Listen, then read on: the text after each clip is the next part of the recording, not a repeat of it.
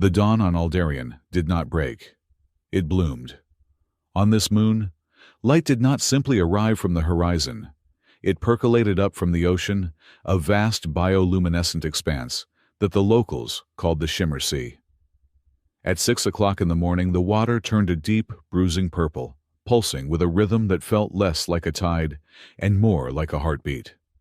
Above the waterline, the air coral forest's great skeletal structures that filtered the heavy atmosphere began to hum, their silicate branches vibrating as the temperature rose.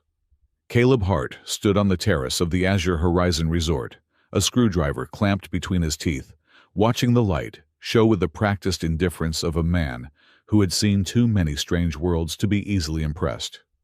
He was a man built of sharp angles and rough edges, wearing a linen wedding shirt that looked 2 sizes too expensive for him. His sleeves were rolled up to his elbows, revealing forearms corded with the kind of muscle built from lifting heavy crates and fixing engines, rather than hours in a gym. On his left forearm, stark against the pale skin, was a tattoo in dark, shifting ink, a wolf's head, stylized and jagged, howling at a crescent moon.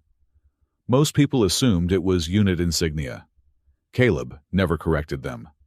It was easier to let them think he was just another veteran of the Shard Legion with a penchant for dramatic ink, rather than explain that he woke up with it after the disaster at Moonfall Ridge, with no memory of how it got there, and a sensation that it was burning him from the inside out. He took the screwdriver out of his mouth and tapped the side of the holographic emitter. It fizzled, then projected a clear, 3-dimensional image of a dove flying through a hoop. Good enough, Caleb muttered, his voice a low gravel that sounded like tires on a dirt road. Don't die on me now, you piece of junk. Just hold it together for 6 more hours. Talking to the equipment again, Hart. Caleb didn't turn around. He recognized the footsteps, light, precise, clinical. It listens better than most people, Dr. Clay. And it doesn't ask me why I'm not wearing a tie. Dr. Mira Clay stepped onto the terrace. She was radiant, her hair pinned up in a complex weave of braids and silver pins, wearing a dress that seemed to be woven from the very light of the Shimmer Sea. She looked like the future, bright, clean, and optimistic. Caleb often felt like the past standing next to her, scratched, dented, and barely passing inspection. You aren't wearing a tie because you claim they cut off circulation to your brain, Mira said, walking over to inspect his handiwork. She placed a hand on his shoulder, her touch grounding him. And you are working on your own wedding day. The safari staff are going to be offended. They think guests of honor should be floating in a meditation tank right now. I don't float, Caleb said, wiping grease from his hands onto a rag he had tucked in his back pocket. And I don't trust the resort tech crew. Nice guys, but they think percussive maintenance means hitting it with a rock until it sings. I wanted the sound system to be perfect. For you. Mira smiled, that soft, crinkling smile that had convinced him 2 years ago that maybe he didn't have to die alone in a maintenance bay somewhere. It's perfect, Caleb. Everything is perfect. The weather is at 100% optimal clarity. The humidity is down to 40%. Even the air corals are singing in key. Caleb looked out at the sea. The water was shifting from purple to a vibrant electric turquoise. It's a bit loud, isn't it, the planet, I mean? It's alive, Mira corrected him. She leaned against the railing, looking down at the pier where the ceremony would take place. That is why I wanted the Sojari blessing. It is not just superstition, Caleb. The Safari elders say the moon of Aldarion amplifies truth. When the light hits the water and reflects onto us, it strips away the noise. It shows who we really are. Caleb felt a cold prickle at the back of his neck. His left forearm gave a phantom throb right beneath the wolf tattoo. He resisted the urge to rub it. I'm just a mechanic, Mira, he said, trying to keep his tone light. And you're a brilliant doctor who saves lives. I think the moon knows that already. We don't need a light show to prove it. Mira turned to him, her expression serious. It matters to me. I want to start this with no secrets, no shadows, just clear light. Caleb looked away. No secrets. The phrase hung in the humid air, like a threat. He had told Mira about the war mostly. He had told her about the friends he lost. But he hadn't told her about the dreams, the ones where he ran on 4 legs through a forest of crystal-tasting blood, and feeling a joy so savage it woke him up shaking. He hadn't told her that sometimes, when he got angry, the electronics around him would short out. "Okay," Caleb said softly. "For you. We do the blessing." Mira kissed his cheek. "Go get cleaned up, soldier. You have grease on your ear. And put the screwdriver away. If the elder sees you fixing a toaster 5 minutes before the vows, he might banish you to the gravity mines." Caleb watched her walk back into the resort, her dress flowing like water. He stayed on the terrace for a long time, listening to the hum of the alien world, feeling like an imposter in paradise. 2 hours before the ceremony, Caleb sat alone at the edge of the lower pier.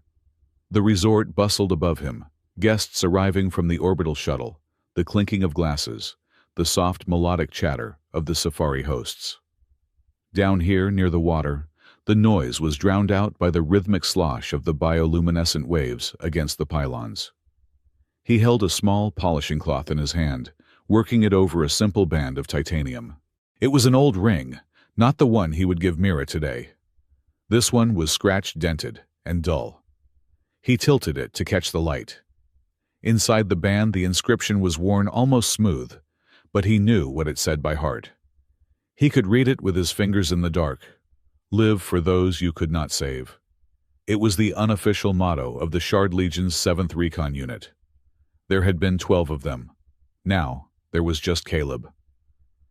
"I'm trying," he whispered to the ocean. "I'm trying to live."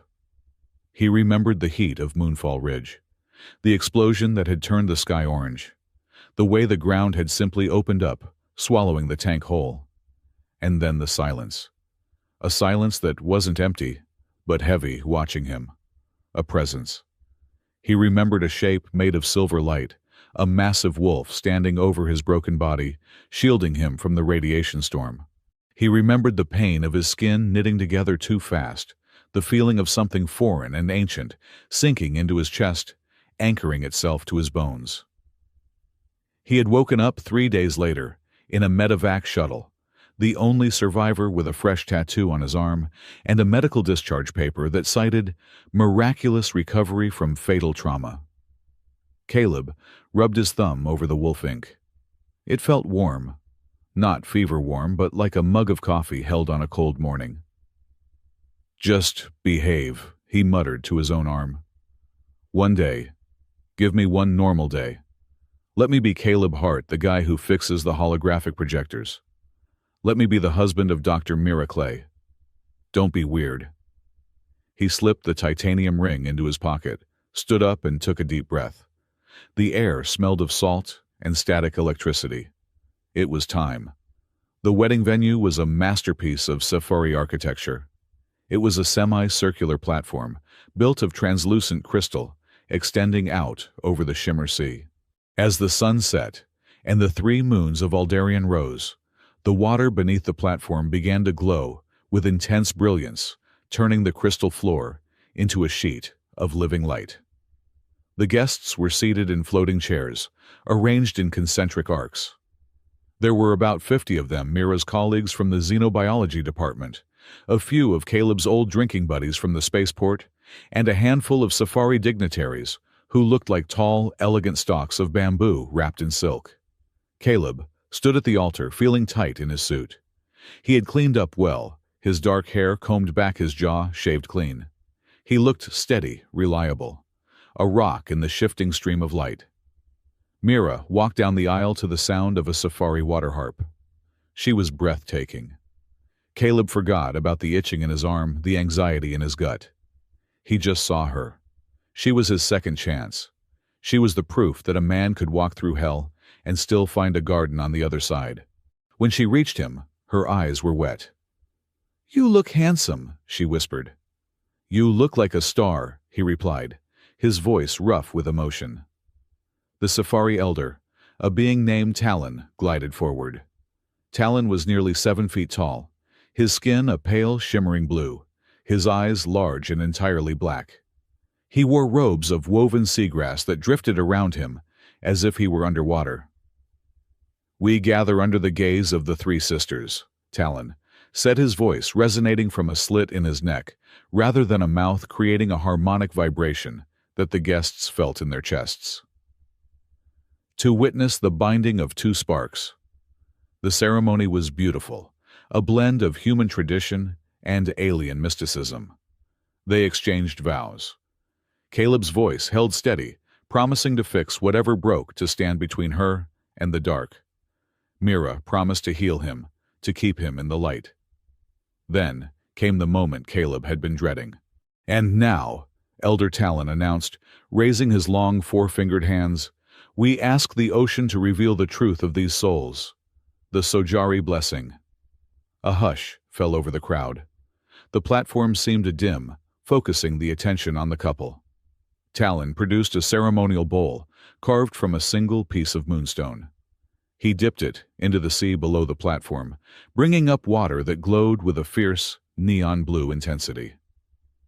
"Extend your hands," Talon commanded gently. Mira extended her hands, palms up. Talon poured a thin stream of the glowing water over them. The water cascaded off her skin, turning into soft droplets of pink and gold light before vanishing. "A soul of healing," Talon intoned. "Clear, nurturing, bright." The guests murmured in appreciation. Mira beamed, looking at Caleb. "Your turn," she mouthed. Caleb swallowed hard. He extended his hands. His sleeves were rolled up the wolf tattoo, stark and dark against his skin. Talon tilted the bowl. The glowing water poured down. The moment the liquid light touched Caleb's skin, the sound system, the one Caleb had spent all morning calibrating, let out a screech of feedback so high-pitched that half the guests covered their ears. The water did not cascade off Caleb's hands. It clung to him. It hissed steam, rising instantly, as if it had hit a hot iron. But it wasn't hot. It was light. The wolf tattoo on his forearm drank the light. The ink began to move. The dark lines fractured, pulled apart, and reconstituted themselves into 3 dimensions. A construct of pure, silvery energy erupted from Caleb's arm, forming the translucent head and shoulders of a massive wolf. It was larger than a man, its eyes burning with a golden, predatory intelligence. The spectral wolf opened its jaws and threw its head back. It didn't make a sound yet. Everyone heard it. It was a psychic howl, a shockwave of raw, primal dominance that slammed into the minds of everyone present. It tasted like snow, smelled like blood, and felt like absolute crushing loneliness. The water beneath the platform exploded upward in a geyser, reacting to the energy. Elder Talon dropped the moonstone bowl. It shattered on the crystal floor. The tall alien stumbled back, his black eyes widening in terrified recognition. His bioluminescence flashed rapidly from blue to a warning red. "Stop!" Talon shrieked, his harmonic voice cracking into dissonance. "Cease the ritual! Cut the connection!" The wolf construct snapped its jaws shut and faded back into Caleb's skin, leaving the tattoo glowing with a pulsating radioactive green light. Caleb stood there, his hands still outstretched, shaking. He felt cold. So incredibly cold. "Caleb," Mira's voice was small, trembling. She took a step back from him. What was that?" Elder Talon stepped between them, his movements jerky and panicked. He waved his long arms, creating a barrier of hard light between Caleb and Mira. "This union cannot proceed," Talon announced, his voice booming over the stunned silence of the guests. "The ocean rejects it. The moons reject it." "What are you talking about?" Caleb demanded, finding his voice. He tried to step forward, but the hard light barrier sizzled, pushing him back. "It's just a reaction. My bioelectricity runs high. I told you. Silence carrier." Talon pointed a trembling finger at the glowing mark on Caleb's arm. "That is not a souvenir of war. That is the bridge soul mark, the Vaktar Oth." A gasp went through the safari guests. Even the humans who didn't know the word felt the weight of it. I don't know what that means, Caleb said, his heart hammering against his ribs like a trapped bird. It means you are claimed, Talon spat. It is an ancient forbidden covenant, a blood debt to the Lupanari high houses. You carry the shadow of a wolf lord.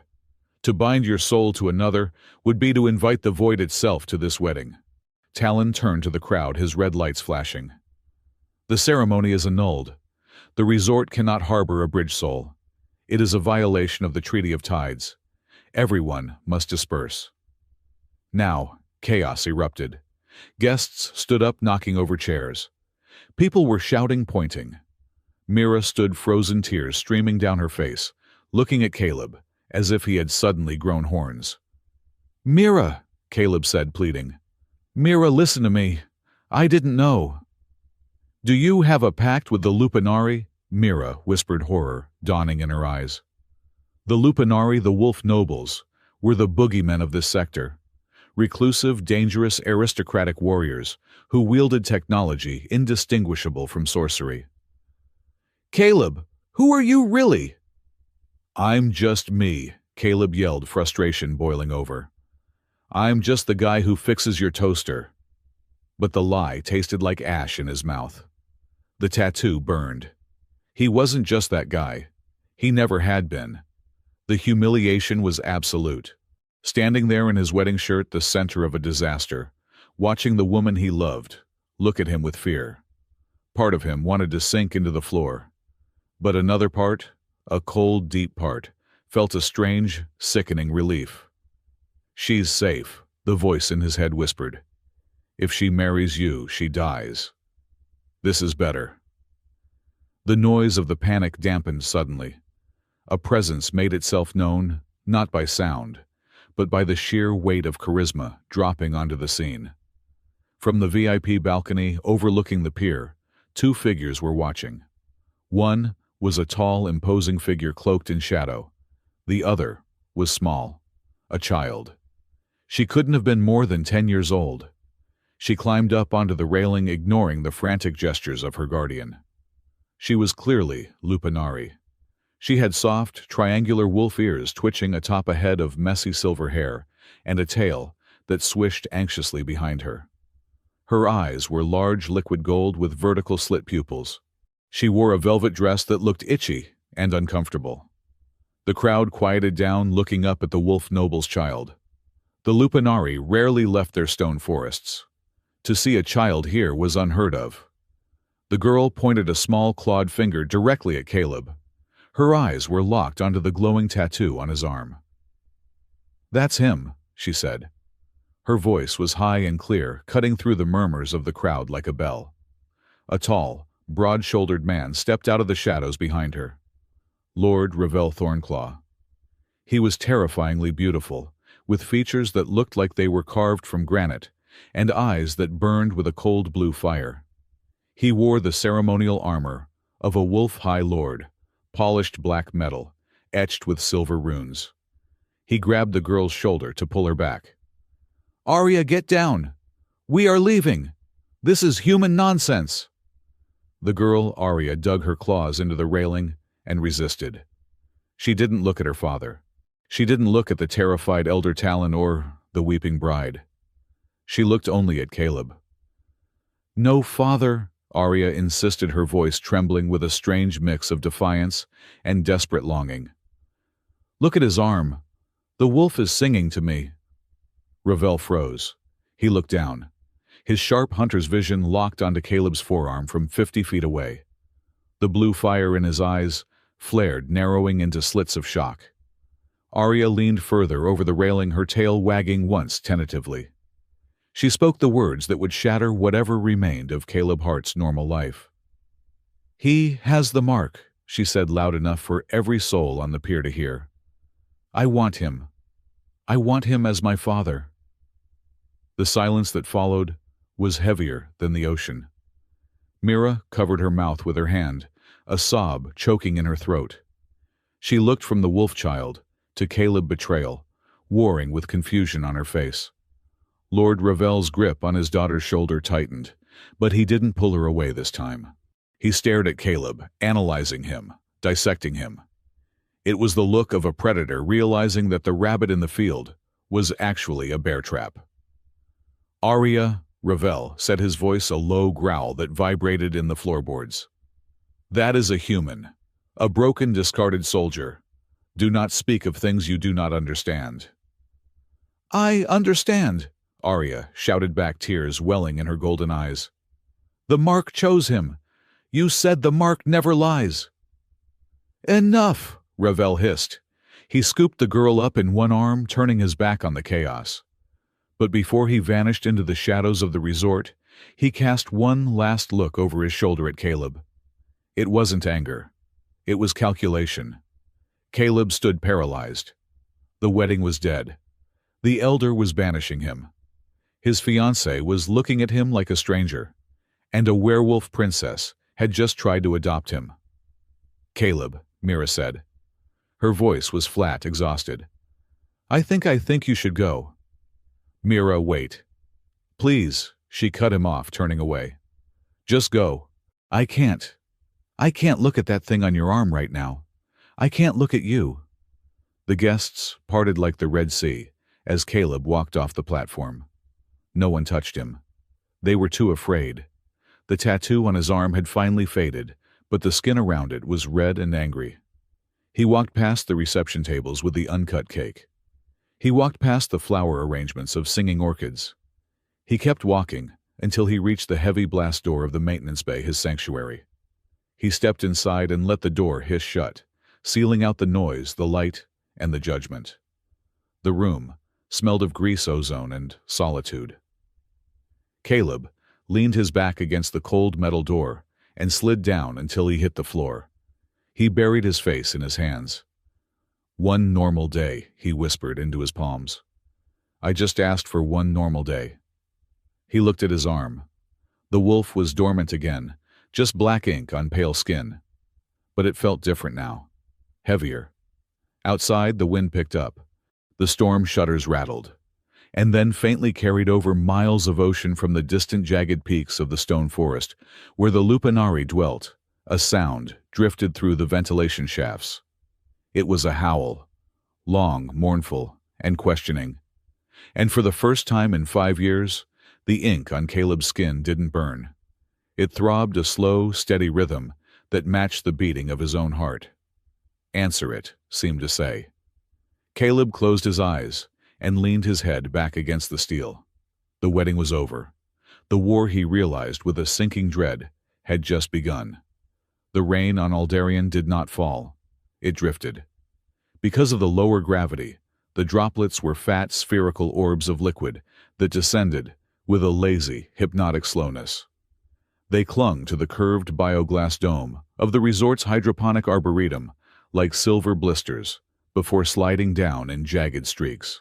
It was the morning after the wedding that wasn't, and the sky was a bruised shade of lavender, weeping steadily over the neon blue ocean.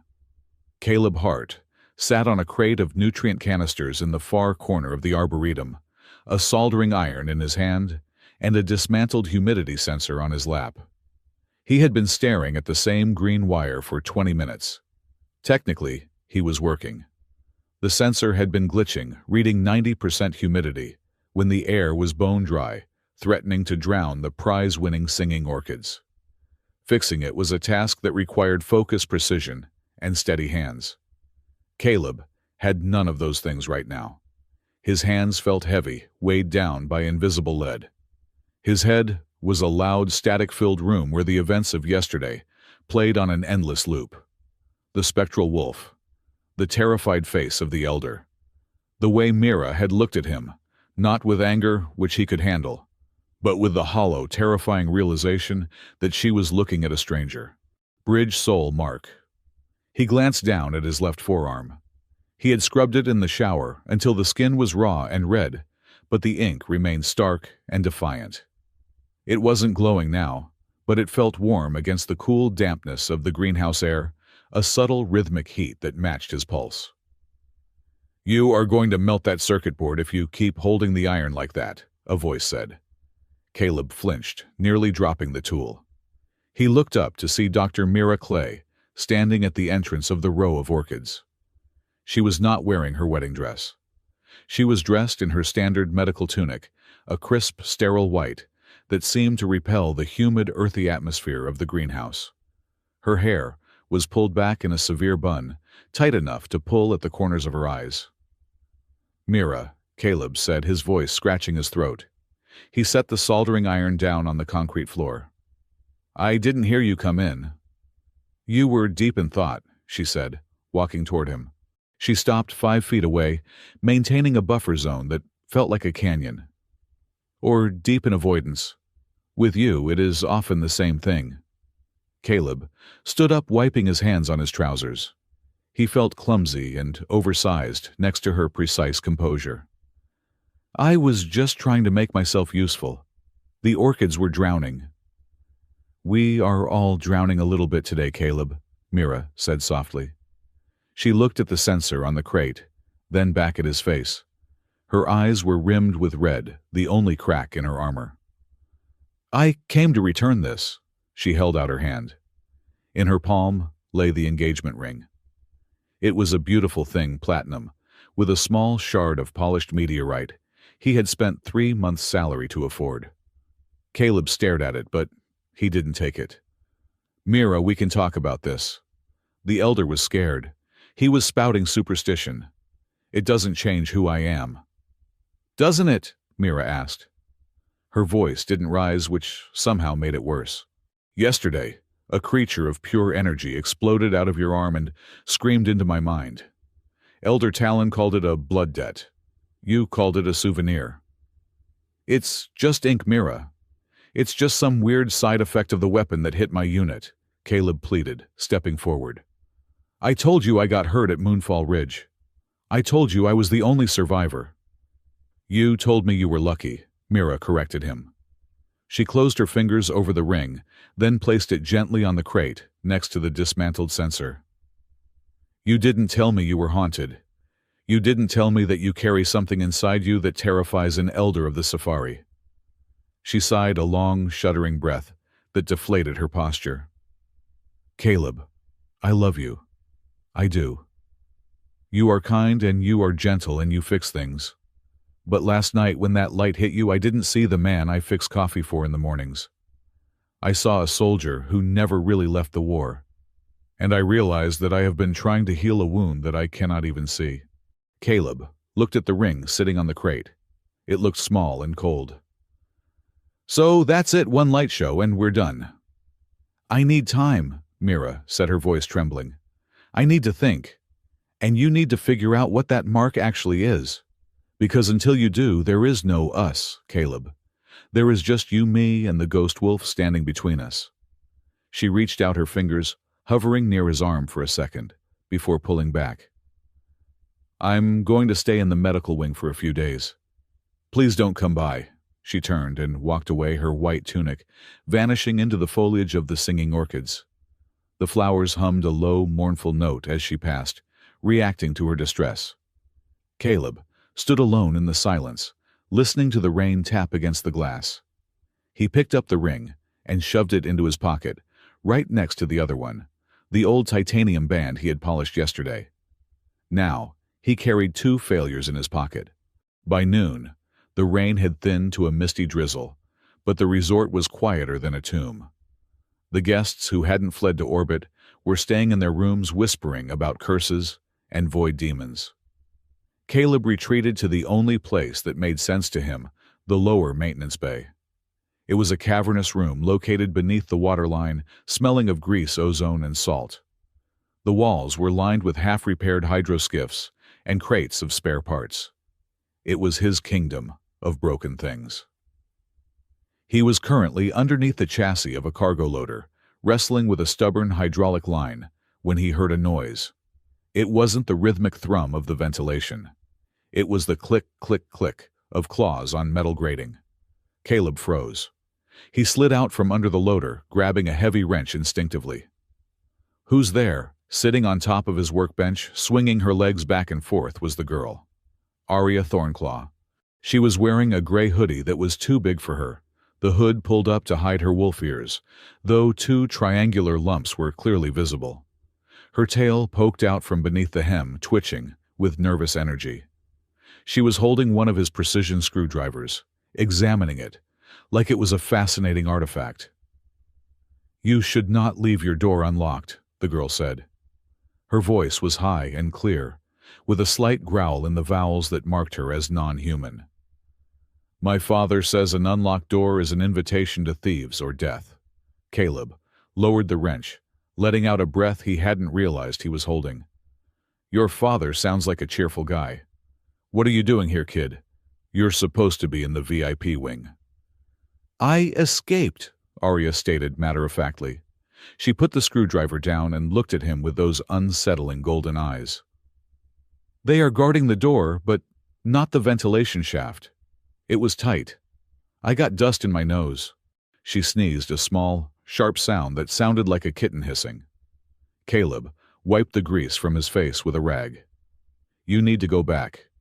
If Lord Ravel finds out you're down here with the broken soldier, he's going to skin me alive. And I'm really not in the mood to be skinned today." "I wanted to see it again," Arya said, ignoring his warning. She pointed a clawed finger at his left arm. "The wolf. Can you make it come out?" Caleb looked down at his sleeve. "No, it's not a pet. It doesn't do tricks." "It sang to me," Arya insisted. She hopped off the workbench, landing silently on the metal floor.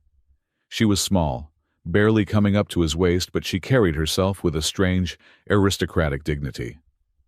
"Yesterday, when it howled, everyone else heard a scream. I heard a song. It sounded lonely." She took a step closer.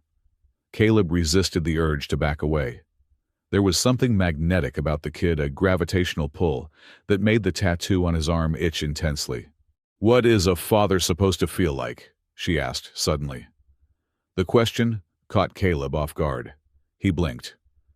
"What?" my father, Arya said, looking at her boots. "Lord Ravel. He feels like a cold stone wall. Strong, high. But if you lean on him, you just get cold. He says I am important. He says I am the key to the future of House Thornclaw. But he never looks at me. He looks through me." She looked up, her gaze piercing. "When I saw your mark, I felt heat, like a fire in a hearth. I just wanted to be near it. Is that what a father is supposed to be, warm?" Caleb felt a lump form in his throat. He leaned back against the cargo loader, crossing his arms to hide the trembling in his hands. "I don't know, kid. My dad died when I was 6. But I think, yeah. I think a dad is supposed to be warm, safe." "You were a soldier," Arya said, tilting her head. "You fought in the Dust Wars." "Shard Legion," Caleb corrected. "And I wasn't a hero. I was just a mechanic who knew how to shoot."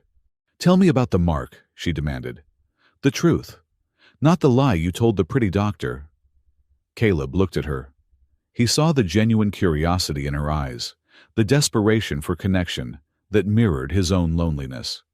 He sighed, sliding down to sit on the floor. "It was Moonfall Ridge," he said quietly. Arya sat down in front of him, crossing her legs, listening intently. "We were pinned down. Heavy artillery. The ground was shaking so bad you couldn't stand. Then something hit us. Not a bomb. A wave. It was like the air turned into liquid glass." He rubbed his arm. "My squad didn't make it.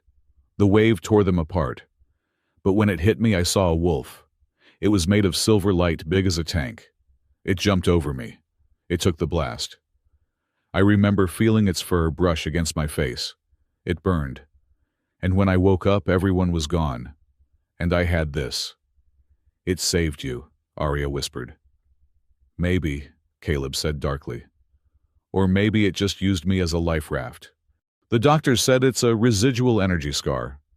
But sometimes I dream I'm running on 4 legs. Sometimes I smell things I shouldn't be able to smell. Like right now." He sniffed the air. "I smell lavender and ozone. Someone expensive is standing behind me." "Very good, Mr. Hart," a smooth, melodic voice said from the shadows. Caleb scrambled to his feet. Arya jumped up, her ears flattening against her skull. Standing in the doorway was a woman. She was lupinari tall, and elegant with fur the color of midnight frost. She wore a tailored suit of dark blue silk that looked both businesslike and regal. Her eyes were a lighter shade of amber than Arya's, sparkling with amusement. "Aunt Selena," Arya gasped. "Hello, little runaway," Lady Selene Thornclaw said, walking into the room. She moved with a fluid grace that made Caleb feel like a clumsy ape. She looked at Caleb and extended a hand, a human gesture. "I apologize for the intrusion, and for my niece who seems to have forgotten the concept of personal boundaries."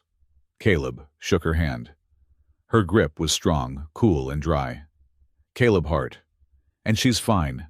She asks better questions than most adults." "She has always been inquisitive," Selene said, glancing at Arya with affection. "Go wait by the door, Arya. I need to speak to Mr. Hart alone."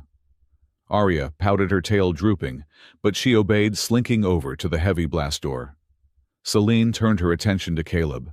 She studied him, her gaze lingering on his arm. "I also came to apologize for the chaos yesterday. My brother Ravel has all the diplomatic finesse of a falling asteroid." He was startled. "Startled is one word for it," Caleb said dryly. "Destroying my wedding is another." "Technically, the Elder destroyed your wedding," Selene corrected with a faint smile. "Ravel just added the dramatic exit. But you must understand to us that Mark is not just a tattoo. It is history." She leaned against the workbench, unbothered by the grease. "Do you know the legend of the bridge soul, Mr. Hart?" "Elder Talon shouted it at me before he kicked me out," Caleb muttered. "Something about a blood debt." "That is the Safari interpretation. They are dramatic." Selene waved a hand dismissively. "The Lupanari legend is different. Long ago our people were isolated. We were dying in our stone forest, consumed by our own aggression. The moonbound howl, the spirit of our ancestors, was going mad. Then a human came. He did not fight us. He listened. He offered himself as a vessel to carry the excess rage of the howl, so we could find peace." She looked Caleb in the eye. "That human was the first bridge soul. The mark appears when a connection is made. A bridge between two worlds that should not touch. It is said the mark only lights up when the bearer stands before a decision of fate." "I was just getting married," Caleb said. "That was the decision. Was it?" Selene raised a perfectly groomed eyebrow. "Or was the decision happening in your heart? Perhaps the hesitation, perhaps the realization that you were trying to be someone you are not." Caleb looked away, feeling exposed. This woman saw too much. "Why does Arya want me to be her father?" he asked, changing the subject. Selene's expression softened, turning sad. "Because Arya is special. She is what we call a wind listener. She can hear the energy of the planet. And Ravel is a great lord, but he is a man of tradition. He sees Arya's gift as a tool for the clan. He does not see the child. When she saw you, she saw someone who carried a heavy burden just like her.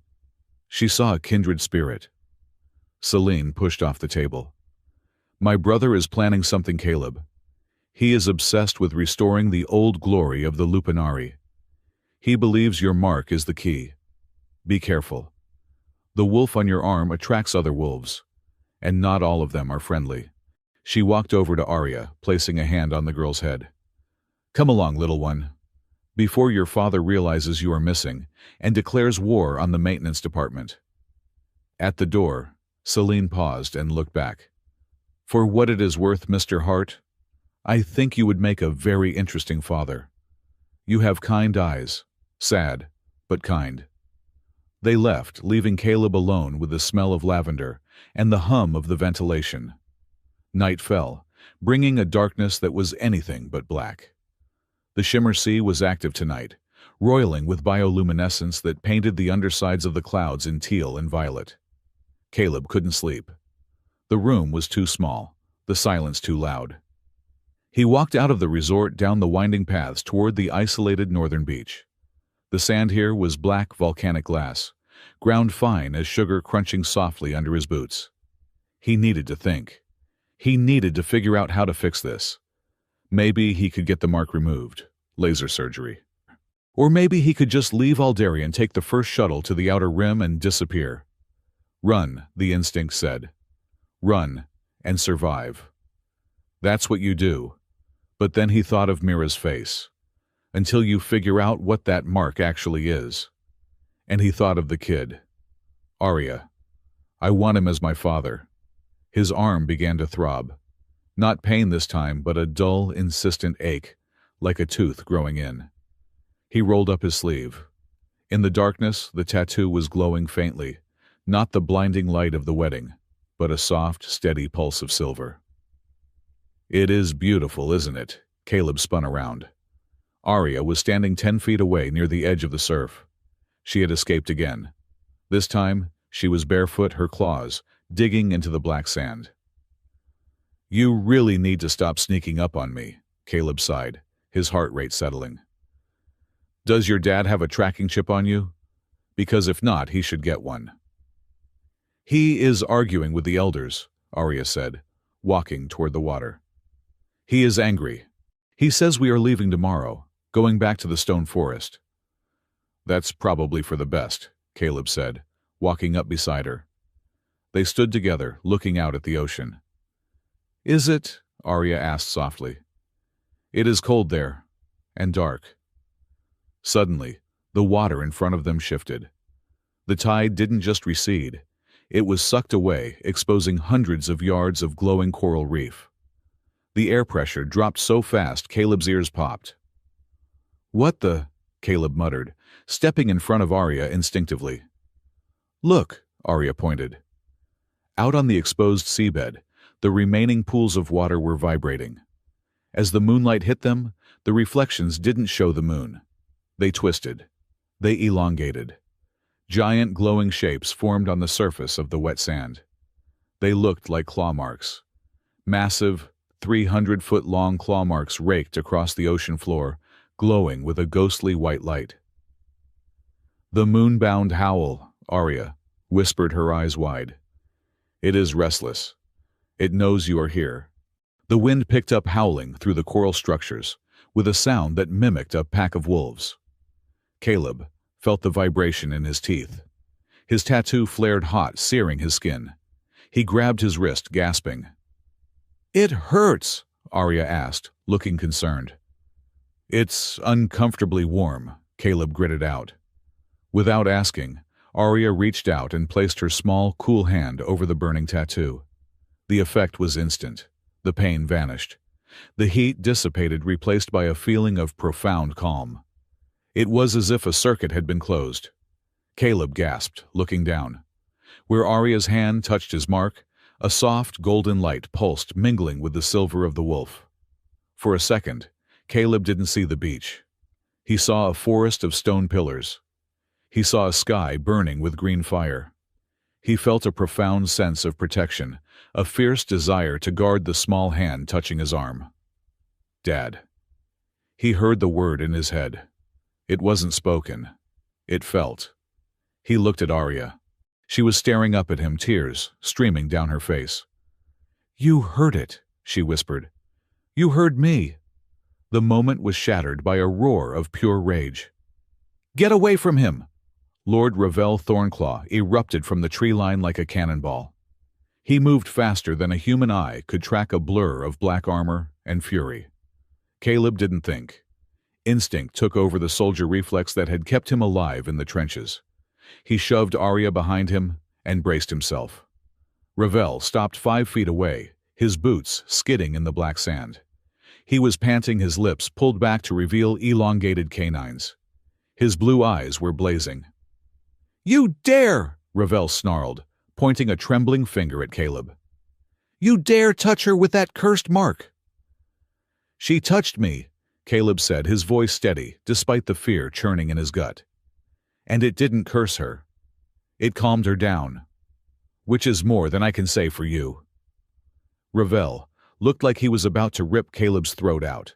He took a step forward, his hand going to the hilt of a plasma dagger at his belt. Father, stop! Arya screamed, stepping out from behind Caleb. She stood between the two men, her arms spread wide. He didn't hurt me. We connected, I felt him. Ravel froze. He looked at his daughter, then at Caleb. The rage in his face slowly cooled into something colder and more dangerous realization. "Connected," Ravel repeated softly. He looked at Caleb's arm, then at Arya. A cruel, calculating smile touched his lips. "I see. The bond is already active, stronger than the scrolls predicted." He straightened up, smoothing his armor. The beast retreated, replaced by the Lord.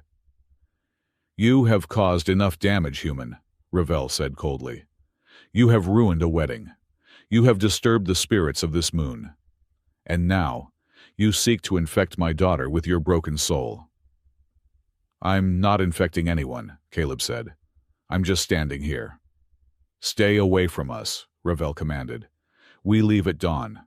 If you try to follow, if you try to contact her, I will not need a curse to end you. I will do it myself." He grabbed Arya's arm. This time he was not gentle. He dragged her away. Arya twisted, looking back at Caleb. "Caleb!" she cried out. Caleb took a step, but stopped. What could he do? Fight a High Lord of the Lupanari with a screwdriver? He was just a mechanic. He watched them disappear into the dark path leading back to the resort. The glowing claw marks on the ocean floor slowly faded as the tide rushed back in, drowning the evidence of the supernatural. Caleb stood alone on the beach, the salt spray hitting his face. His arm felt cold again, empty. The next morning was gray and miserable. The rain had returned heavier this time, hammering against the metal roofs of the spaceport. Caleb stood on the observation deck of the resort, watching the landing pad. A sleek, predatory ship made of dark, jagged metal sat on the tarmac. It was a Lupanari cruiser bristling with weaponry. He saw a procession of figures walking toward the ship. Ravel was in the lead, walking tall and proud. Behind him, flanked by 2 guards, was Arya. She looked small. Her head was down. She wasn't fighting anymore. Behind them walked Selene. Before she boarded the ramp, she paused. She looked up toward the resort, scanning the windows. Her eyes found the observation deck. She couldn't see Caleb through the tinted glass, but she nodded once, a grave, imperceptible movement, before disappearing into the ship. The engines of the cruiser fired, turning the rain into steam. The ship lifted off, defying gravity, with an aggressive roar, and shot upward into the gray clouds. Caleb watched until the contrail faded. He felt a sharp stabbing pain in his arm. He looked down. The wolf tattoo was convulsing, the lines twisting, as if the ink was trying to crawl off his skin and follow the ship. He clutched his arm, gritting his teeth. It wasn't just pain. It was a pull.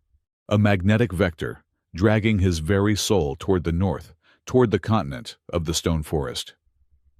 "She's gone, Caleb," he told himself. "It's over. Go fix the toaster. Go beg Mira for forgiveness." But he knew it wasn't true. He closed his eyes and he could still feel the warmth of Arya's hand. He could still hear the ghost of her voice in his head. Dad. He wasn't a father. He was a wreck. But he knew one thing about himself: he was a mechanic. And when something was broken, really catastrophically broken, he couldn't just walk away. He had to fix it. Ravel was going to use her. Selene had said it. "He believes your mark is the key." Caleb turned away from the window. He walked out of the observation deck, moving with a purpose he hadn't felt in 5 years. He didn't head toward the medical wing to find Mira. He headed toward the lower docks, where the long-range cargo skiffs were moored. He took the ring out of his pocket, the one Mira had returned, and set it on a table in the hallway. He left it there. A beautiful thing for a life he could no longer afford. The wolf on his arm settled down, the pain receding into a steady, directional hum. It knew. The wedding was canceled. The honeymoon was over. It was time to go to work. The silence in the Azure Horizon Resort was heavier than the gravity of a neutron star. In the 48 hours since the wedding had dissolved into chaos, the atmosphere had shifted from festive to funereal. The guests had evacuated, fleeing the rumors of curses and void demons, leaving the crystal hallways echoing with emptiness. Caleb Hart stood in the central plaza of the resort, trying to fix a fountain that had stopped cycling water. He held a wrench in his hand, but he had not turned a bolt in 10 minutes. His entire world had narrowed down to the sensation in his left forearm. It was no longer just a throb. It was a scream trapped under his skin. The wolf tattoo was physically hot to the touch, radiating a fever heat that soaked through his work shirt. Every few seconds, a spike of phantom pain would lance up his shoulder, accompanied by sensory hallucinations that hit him with the force of a physical blow. He smelled pine needles and wet stone. He heard the wind whistling through canyons that did not exist on this part of the moon. He felt a crushing, suffocating loneliness that was not his own. He dropped the wrench. It clattered loudly against the ceramic tiles. "It will not stop, you know," a voice resonated behind him. Caleb turned his hand, going instinctively to his arm. Elder Talon stood there, his bioluminescent skin dim and gray, looking like a wilted flower. The safari alien did not look angry anymore. He looked terrified. "You cannot ignore the bridge soul mark, Caleb Hart," Talon said, his harmonic voice trembling. "It is a pressure valve. You are currently a sealed vessel sitting on a fire. If you do not go to the source, the energy will build until it ruptures. You will not just die. You will take this entire coastline with you." Caleb wiped sweat from his forehead. "I am a mechanic, Talon. I fix things. I do not run off to chase fairy tales in the werewolf woods." "It is not a fairy tale," Talon insisted, stepping closer. "It is a geophysics inevitability. The spirit that marked you is calling you home. Go to the stone forest, or stay here and become the crater of a new volcano." Caleb looked at the alien, then down at his shaking hand. The hallucinations flashed again, a vision of a small girl with silver hair, curled into a ball, in a cage of light, crying. Arya. The pain in his arm spiked so hard his vision blurred. "Fine," Caleb grated out. "I'm going." He found Dr. Mira Clay in their shared suite. She was packing a suitcase. Not his. Hers. The room was neat, orderly, and devoid of the warmth it had held 3 days ago. Mira looked up when he entered. She looked tired, her eyes rimmed with dark circles, but her posture was steady. "I heard the shuttle engines prepping," she said. "You are leaving." "I have to," Caleb said, leaning against the doorframe because he wasn't sure his legs would hold him up if he stepped away. "The mark is getting worse. Talon says I'm a walking bomb." Mira nodded slowly. She walked over to him, stopping just outside of touching distance. She looked at the sweat on his face, the tension in his jaw. "You were always leaving, Caleb," she said softly. "Even when you were sitting right next to me on the couch watching movies.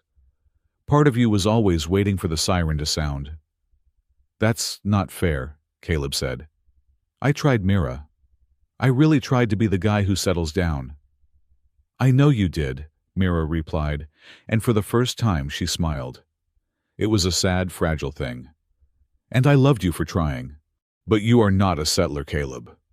You are a survivor. And right now, there is a little girl out there who needs a survivor more than I need a husband."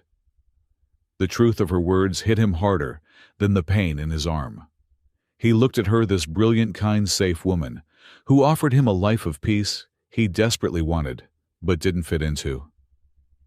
"I'm sorry," he whispered. "Don't be," Mira said. She reached out and took his hand, the right one, the one without the mark. She squeezed it hard. "Go. Not because of the wolf.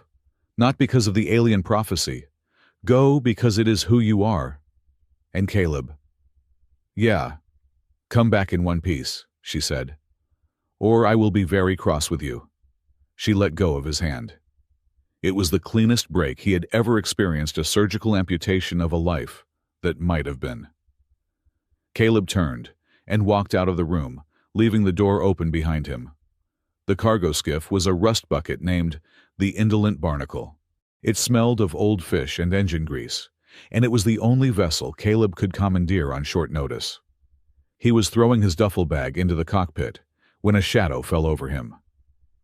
"You are going to need a co-pilot," a voice said, "and someone who speaks the high dialect of the Lupanari, unless you plan on greeting my brother with hand gestures and grunts." Caleb looked up. Lady Selene Thornclaw stood on the dock. She was dressed not in her usual silk suits, but in practical travel gear, a leather flight jacket, reinforced trousers, and heavy boots. A pulse rifle was strapped across her back. "Lady Selene," Caleb said, pausing, "this isn't a luxury cruise. We are going through the magnetic belt. It's going to be rough, dirty, and dangerous."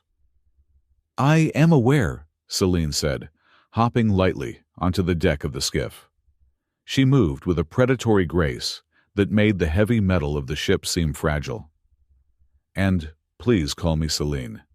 If we are going to die together in a storm, titles seem redundant." "Why are you doing this?" Caleb asked, following her into the cockpit. "Ravel is your brother." Selene began flipping switches on the dashboard with practiced ease. "Ravel is my brother, yes. But he is also a fool who thinks he can leash a hurricane. He does not see Arya as a child. He sees her as a battery. And I promised myself a long time ago that I would not let the Thornclaw legacy consume another generation." She looked at Caleb, her amber eyes serious. "Also, you drive like a human, which is to say, recklessly. I prefer to arrive alive." Caleb snorted. "Fair enough. Strap in your ladyship. It's going to get bumpy." The journey to the northern continent was a nightmare. The magnetic belt was a band of perpetual storms that girdled the equator of Aldarion. As the indolent barnacle punched through the cloud layer, the sky turned a violent shade of bruised purple. Lightning that moved in slow, horizontal arcs lashed against the shields. The little ship bucked and heaved like a toy in a washing machine. 10 minutes into the turbulence, the regal Lady Selene turned a distinct shade of green beneath her dark fur. She clamped a hand over her mouth and pointed frantically at a bucket secured in the corner. Caleb kept one hand on the yoke, wrestling the ship through a windshear, and glanced at her. "Motion sickness. Seriously, you're a wolf." "Wolves," Selene gasped, clutching the bucket, "are land animals. This is unnatural," she retched delicately. "Hey, look at me," Caleb said, his voice calm and steady, the voice of a squad leader under fire. "Focus on something else. Don't think about the drop. Did I ever tell you about the food in the Shard Legion?" Selene looked up, her eyes watery. "Is this part of the torture?" "No, listen." Caleb continued fighting the controls as a gust of wind slammed the ship sideways. "We had these ration packs called Mystery Loaf. It came in a gray tube. It was supposed to be beef, but it tasted like wet cardboard and despair. One time, my buddy Miller tried to fry it on the engine block of a tank. It didn't cook. It just expanded. It turned into this giant gray foam that engulfed the entire engine." Selene blinked, distracted from her nausea. "He defeated his own tank with dinner. Took us 3 hours to scrape it off," Caleb laughed, the memory sharp and bright against the gloom of the storm. "We ended up eating local moss instead. Tasted like mint and dirt. Still better than the loaf." Selene let out a small, breathless laugh. "Your species is ridiculous. You conquer stars, yet you cannot master edible food." "Keeps us humble," Caleb grinned. "Feeling better?" "Marginally," Selene admitted, wiping her mouth. She looked at him, really looked at him with a softness that hadn't been there before. "You are good at that. Distraction, comfort." "Part of the job." Caleb shrugged, his smile fading as the pain in his arm flared again. "Hold on. We're breaking through." The skiff punched through the final wall of clouds and emerged into the airspace of the northern continent. The view took the breath out of Caleb's lungs. The stone forest did not look like part of a planet. It looked like the inside of a cathedral built by giants. Massive pillars of obsidian rock shot up from the ground, reaching 3,000 feet into the air. They were so dense they blocked out the sun, creating an eternal twilight below. But it wasn't dark. Every surface was covered in bioluminescent moss and vines that glowed with a fierce emerald light. Connecting the pillars were impossible bridges, made of white bone, the remains of gargantuan leviathans that had once swum in a prehistoric sea. As the skiff descended toward the central cluster of spires, Caleb's tattoo didn't just hurt. It sang. It vibrated with a frequency that rattled his teeth. He could feel the pulse of the forest, the heartbeat of the rock, the flow of energy moving through the bone bridges. "It recognizes you," Celine whispered, watching him clutch his arm. "The land knows you are here." "That makes one of us," Caleb muttered, landing the skiff on a landing pad, carved directly into the side of a cliff. They grabbed their gear and disembarked. The air here was thin cold and smelled of ozone and crushed pine. They ran across the bone bridge toward the central citadel, a fortress carved into the largest spire, its windows glowing with orange firelight. They didn't get far before they were intercepted. A dozen Lupanari warriors dropped from the shadows above, landing silently in a circle around them. They wore armor made of woven carbon fiber and bone, and they held spears tipped with crackling energy. "Stand down," Celine commanded, stepping in front of Caleb. "I am Lady Celine of House Thornclaw. Let us pass." The warriors hesitated, but they did not lower their weapons. "I am afraid I cannot do that, sister," a deep voice boomed. Lord Ravel Thornclaw walked out from the citadel gates. He looked magnificent and terrifying. He wore a cloak of white fur over his black armor, and in his hand he held a staff topped with a crystal that pulsed in time with the heartbeat of the forest. "You should not have come," Ravel said, looking at Caleb with a mixture of pity and triumph. "But since you are here, you have saved me the trouble of hunting you down." "Where is she?" Caleb demanded. He didn't care about the spears. He didn't care about the Lord. He just wanted the kid. "She is preparing," Ravel said calmly. "The moon is reaching its zenith. The howling rite begins in the hour." "You're insane, Ravel," Celine snapped. "The rite was forbidden 300 years ago. You cannot bind the moonbound howl. It is a force of nature, not a pet." "We were wolves once." Ravel shouted his composure, cracking, to reveal the desperate fanaticism beneath. "We ruled the storms. Now look at us. We run hotels for fish people. We rely on human tech to keep our lights on. We are domesticated. I will not let my daughter grow up in a world where we are pets." He pointed his staff at Caleb. "The human carries the vessel. The girl carries the voice. Together they will call the howl back into flesh, my flesh, and we will be gods again." "You're going to kill her," Caleb said, his voice low and dangerous. "I am going to make her a queen," Ravel corrected. He gestured to his guards. "Seize them. Bring them to the circle." Caleb reached for the wrench in his belt, a reflex, but Celine put a hand on his chest. "Don't," she whispered. "Not here. Wait for the moment." They were marched at spear point into the heart of the citadel, through winding tunnels of glowing rock until they reached the summit. The ancient stone circle was an open-air amphitheater at the very top of the spire. It was surrounded by jagged menhirs covered in runes. Above them, the largest moon of Aldarion hung huge and heavy in the sky, filling the entire horizon. In the center of the circle, bound by chains of light, was Arya. She looked small and terrified. Her silver hair was matted, her face streaked with tears. When she saw Caleb, her eyes widened. "Caleb!" she screamed. "Let her go!" Caleb roared, struggling against the two guards holding his arms. Ravel walked to the center of the circle, standing between Arya and the moon. He raised his staff. The wind began to pick up, howling through the stone pillars, with a sound that sounded like 1,000 voices screaming in unison. "The time is now," Ravel intoned. "Sky and stone, flesh and bone. By the blood of the ancestors, I summon the lost pack." The ground shook. A beam of moonlight struck the crystal on Ravel's staff, refracting into the runes on the floor. The circle lit up with blinding white fire. Arya screamed as the energy hit her. She was the conduit, the wind listener channeling the raw power of the planet. "Stop it, you're hurting her," Caleb yelled. The tattoo on his arm exploded with light. It burned through the sleeve of his jacket. The energy wasn't staying in the mark anymore. It was arching out, connecting with the runes in the circle. Ravel laughed. "Yes, the bridge is open. Come, human, join your daughter." Ravel gestured, and the guards shoved Caleb forward. He didn't stumble. The magnetic force of the ritual caught him, pulling him toward the center of the circle, like a moth to a flame. He couldn't stop. His feet slid across the stone.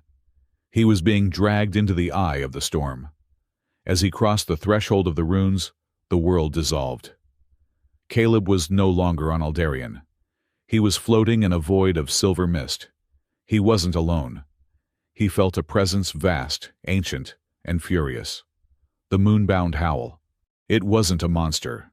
It was a memory. It was the collective sorrow of a species that had lost its way. And then, the visions hit him. He saw the battlefield at Moonfall Ridge. He saw the explosion. But this time, he saw what happened in the split second before the blast. He saw a shimmering rift open in the air, a desperate attempt by the dying spirit of the howl to find a host. It hadn't chosen him because he was special. It had chosen him because he was empty. He was a man who had lost everything, a perfect vessel for a spirit that had lost everything. He saw something else. A flash of a nursery in the stone forest, happening at the exact same second as the explosion. A silver-haired baby taking her first breath. The energy that hit Caleb had arced, shooting across space and time, tethering his soul to that infant. Bridge Soul. It wasn't just a fancy title. He was the anchor. She was the kite. They were two halves of the same lifeline. "Dad!" The voice ripped him out of the vision. Caleb gasped, dropping to his knees in the center of the circle. The wind was deafening. Ravel was chanting, trying to force the energy into himself, trying to drink the ocean through a straw. Arya was 5 feet away, straining against the light chains. Her skin was starting to crack, glowing veins of energy spreading across her face. "Caleb!" she cried again, her voice breaking. "Help me!" Caleb looked up. He saw Ravel's face twisted with greed. He saw Celine fighting the guards at the edge of the circle, screaming his name. He looked at Arya. And for the first time in his life, Caleb Hart stopped fighting the war and started fighting for the peace. He didn't try to stop the energy. He didn't try to push it back at Ravel. That was what a soldier would do. He was a mechanic. When the pressure is too high, you don't plug the hole. You build a new pipe. Caleb crawled forward, fighting the G-force of the magic. His skin felt like it was peeling off. "Arya," he shouted over the roar of the wind. "Don't fight it, listen to it." "It hurts," she sobbed. "I know," Caleb reached out his hand. His left arm was a torch of white fire. "Take my hand. I'm here, I'm right here." Arya stretched her hand out, her claws, scraping the stone. Ravel saw what was happening. "No," he shrieked. "The power is mine, do not touch him." He swung his staff, sending a bolt of lightning at Caleb. It never connected. Celine broke free from her guards. She didn't run away. She ran into the circle. She threw her body in front of the bolt. There was a sickening crack as the lightning hit her armor. She was thrown backward, sliding across the stone, but she didn't stop moving. She scrambled up, blood running down her face, and shouted, "Do it, Caleb!" "Now!" Caleb lunged. His hand closed around Arya's. The moment skin touched skin, the sound stopped. There was absolute silence. Then the wolf roared. It didn't come from Ravel. It came from Caleb and Arya. The spectral wolf that had appeared at the wedding erupted from them, but it was no longer a ghost. It was solid. It was massive, towering 50 feet high over the circle, made of starlight and diamonds. It didn't attack. It looked down at Ravel with eyes of infinite, crushing judgment. Ravel stared up at the god he had tried to enslave. "Impossible," he whispered. The giant wolf opened its mouth and exhaled. A shockwave of pure concussive force slammed into Ravel. It stripped the armor from his body. It shattered his staff into dust. It blew him backward off his feet, tumbling him out of the circle and into the stone wall of the amphitheater with a bone-crunching impact. The light chains binding Arya dissolved. The giant wolf lowered its head. It looked at Caleb and Arya, standing hand in hand in the center of the storm. It didn't need to speak. It simply dissolved, pouring itself into them like water into a cup. The energy rushed into Caleb's chest, filling the hollow spaces the war had left behind. It rushed into Arya, soothing her fear, sharpening her senses. The storm died instantly. The wind vanished. The stone circle was quiet, save for the heavy breathing of the survivors. Caleb fell back, catching himself on his hands. He felt exhausted, drained, but also whole. The pain in his arm was gone. The tattoo was there, but it was now a soft, steady silver, etched cleanly into his skin. Arya was kneeling next to him. She looked different. Her eyes were older. She reached out and touched his face. "Dad," she whispered, testing the word again. Caleb let out a shaky breath, tears cutting tracks through the dust on his face. He pulled her into a hug, burying his face in her shoulder. "I'm here, kiddo. I'm here." A groan from the edge of the circle drew their attention. Celine was trying to sit up. She was battered, her flight jacket scorched her arm, hanging at an odd angle. Caleb and Arya scrambled over to her. "You jumped in front of lightning," Caleb said, his voice thick with emotion, helping her prop herself up. "It seemed like the dramatic thing to do," Celine wheezed, managing a pained smirk. She looked at Ravel, who was slumped unconscious, against the far wall, stripped of his power and his dignity. "Besides, someone had to make sure you didn't mess up the landing." She looked at Caleb, then at Arya, and then at the fading glow of the runes. "You did it. You didn't bind the howl. You invited it in." "We made a deal," Caleb said, looking at his daughter. "We share the load." Arya leaned against Caleb's side, holding Celine's good hand. The three of them sat there, in the wreckage of the ancient ritual, a broken soldier, a runaway princess, and a rebel noble. The moon shone down on them bright and clear. For the first time in centuries, the stone forest wasn't just silent. It was at peace. "So," Caleb said, looking at the unconscious body of the former High Lord. "Does this mean I'm technically a werewolf now? Because I really don't want to deal with the shedding." Arya giggled, a wet, hiccuping sound. Celine let out a laugh that turned into a cough. "We will figure it out," Celine said, leaning her head on Caleb's shoulder. "We have time." Caleb looked at the horizon where the first light of dawn was beginning to touch the tips of the obsidian spires. He took a deep breath of the cold, clean air. He wasn't sure what came next. He wasn't sure how to be a father or a partner or a vessel for an ancient spirit. But for the first time since Moonfall Ridge, Caleb Hart wasn't looking for an exit. He was exactly where he was supposed to be. The return to consciousness was not a sharp snap, but a slow, rhythmic ascent like a diver surfacing from a deep, pressurized ocean. Caleb Hart opened his eyes. He was lying on a bed carved from solid obsidian, covered in furs that smelled of cedar and snow. The ceiling above him was high and vaulted the stone, naturally glowing with veins of soft amber bioluminescence. It was quiet, or at least it should have been. There were no alarms, no explosions, no screaming winds of a magical ritual gone wrong. But to Caleb, the room was deafening. He could hear the sap moving through the petrified roots of the stone forest, a sound like molasses dripping through a pipe. He could hear the heartbeat of a beetle scurrying across the floor 3 rooms away. He could hear the wind outside not just as a noise, but as a texture feeling, the way it curved around the stone spires. And beneath it all, there was the hum. It was a low, resonant vibration in the base of his skull. It wasn't the angry, tearing scream of the moonbound howl that had nearly killed him in the circle. It was a chorus. It was the sound of 1,000 voices whispering in sleep, a collective consciousness that felt vast, ancient, and surprisingly calm. Caleb sat up gasping as the sensory input flooded his brain. He clutched his head. "Breathe," a small voice said. "Don't fight the noise. Let it flow through you like water through a filter." Caleb looked to his left. Sitting in a stone chair, her legs dangling off the edge, was Arya. She looked different. The terrified child in the ritual circle was gone. She was wearing clean tunics of gray wool, her silver hair brushed and braided. But it was her eyes that had changed. The golden irises seemed deeper, older, holding a stillness that hadn't been there before. "Arya," Caleb croaked. His voice sounded rusty. "What is this noise?" "It is the pack," Arya said calmly. She hopped off the chair and walked over to the bed, placing a cool hand on his forehead. "You are hearing the forest. You are hearing the life of the Lupanari, and you are hearing the howl. It lives in us now." Caleb focused on her touch. Immediately the chaotic noise in his head sharpened into clarity.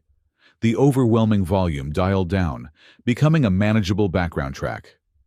"The howl," Caleb repeated, looking at his left arm. The sleeve of his shirt had been cut away. The tattoo was there, but it had transformed. The ink was no longer black. It was a shimmering metallic silver that seemed to catch light where there was none. The lines of the wolf were smoother, less jagged, and the eyes of the wolf in the tattoo were closed as if it were sleeping. "We didn't bind it," Arya explained, following his gaze. "We gave it a home. It was angry because it was lost. Now it has an anchor. 2 anchors." She held up her own arm. On her small wrist, a matching mark had appeared, smaller, delicate, swirling, like a bracelet of silver smoke. "How long was I out?" Caleb asked, swinging his legs over the side of the bed. He felt heavy, his muscles sore, but not injured. In fact, he felt stronger than he had in years. The chronic ache in his bad knee from his army days was gone. 3 days, Arya said. "Aunt Celine threatened to wake you up with a bucket of ice water, but the healers said your brain needed time to rewire itself." "Celine," Caleb said, the memory of the lightning bolt hitting her flashing in his mind. "Is she okay?" "She is arguing with the Council of Elders in the Great Hall," Arya said, a small smile touching her lips. "So, yes, she is fine." Caleb stood up. He wobbled for a second, then found his center of gravity. It felt lower, more grounded. He walked to the window, a slit in the thick stone wall, and looked out. The stone forest was breathtaking. The massive pillars of obsidian rose like cathedral spires into the twilight sky. Bridges of white bone connected them, glowing with emerald moss. Below, in the valleys between the spires, he saw Lupanari moving not as soldiers, but as people. Farming fungus in the shade, repairing the walkways, playing with children. He closed his eyes and felt them. He could sense their emotions like distinct colors. A flash of blue sadness from a widow visiting a grave. A burst of yellow joy from a child catching a firefly. It was overwhelming, terrifying, and beautiful. "It takes practice," Arya said, standing beside him. "To close the door. To remember where you end and they begin." "I'm just a mechanic," Caleb whispered, gripping the stone sill. "I fix engines. I don't do telepathy." "You are not just a mechanic anymore, Dad," Arya said softly. The word hung in the air. "Dad." She said it so naturally, without the desperation she had shown at the wedding, or the fear in the circle. It wasn't a plea anymore. It was a fact. Caleb looked down at her. He felt a swell of emotion in his chest so powerful, he thought his ribs might crack. It wasn't the wolf spirit. It was just him. He reached out and ruffled her hair, messing up the perfect braids. "Okay," he said, his voice thick. "Okay, let's go find your aunt before she starts a riot." The great hall of the citadel was a cavernous space, dominated by a round table, made of a single slice of a giant, petrified tree. Lady Celine Thornclaw stood at the head of the table. Her left arm was in a sling, and there was a healing patch over her temple, but she radiated an authority that made the dozen elderly Lupanari seated around her look like scolded schoolchildren. Caleb and Arya entered quietly from the back. The heavy wooden doors didn't make a sound. Or maybe Caleb just knew how to move silently now. Cannot simply pretend this did not happen, Celine was saying, her voice sharp and clear. Ravel gambled the entire existence of our clan on a myth. He tried to enslave a force of nature. If Caleb and Arya had not intervened, this entire mountain range would be a crater right now. Lord Ravel is the high head of the house, one of the elders, a wolf with fur white as bone, grumbled. Tradition dictates that a leader protects the pack. Celine cut him off. She slammed her good hand onto the table. Ravel nearly sacrificed his own daughter.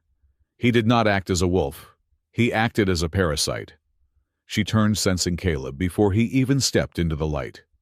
And here is the man who saved us. A human, a mechanic, someone who understood the spirit of the wolf better than the High Lord himself. Every head turned. Caleb felt the weight of their gazes. He also felt their emotions, skepticism, fear, curiosity, and shame. I didn't do it for the clan, Caleb said, walking forward. He kept his hands visible, appearing non-threatening. I did it for the kid. At the far end of the room, sitting in the shadows away from the table, was a figure. It was Ravel. The former High Lord looked smaller. He was not wearing his armor. He wore simple robes of undyed linen. His face was gaunt, his blue eyes dull and hollow. He looked at Caleb, then at Arya, standing by Caleb's side. There was no anger in him. Caleb reached out with his new senses, expecting to find a burning coal of resentment. Instead, he found a cold, gray pile of ash. Ravel was empty. Brother, Celine said, her voice softening slightly. The council awaits your decision. Ravel stood up slowly. He walked toward the table, his movements stiff. He stopped in front of Arya. He didn't look at Caleb. He looked only at his daughter. I thought, Ravel began, his voice raspy, that I was forging a sword. I thought that if I made you hard, if I filled you with power, you would be safe. I thought the world was going to eat us, and I wanted you to have teeth. Arya looked up at him. She didn't flinch. I have teeth, father, but I also have a heart. You forgot that part. Ravel closed his eyes. A single tear tracked through the fur on his cheek. Yes, I did. He reached into his robe and pulled out a heavy signet ring made of moonstone. He placed it on the table. I am no longer fit to lead, Ravel announced to the room.